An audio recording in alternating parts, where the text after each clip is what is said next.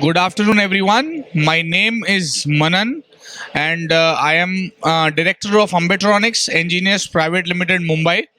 Our company is into manufacturing of gas detection system, flame detection system, heat detection system since the last 35 years. Some of the key products that we have is flame detector, which is based on infrared and ultraviolet, which is one of a kind, and we have a patented technology in that.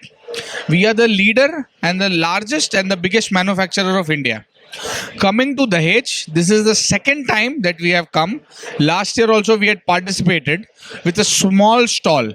The stall was, I think, only 3 by 3 or 6 by 6, but this time we have a big stall.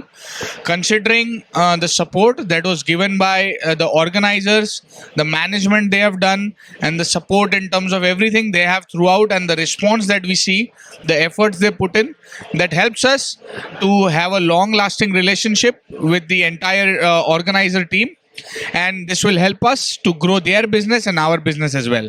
So we really enjoy here, and it's great to be here, and we look forward to be a more part of this event. Thank you so much.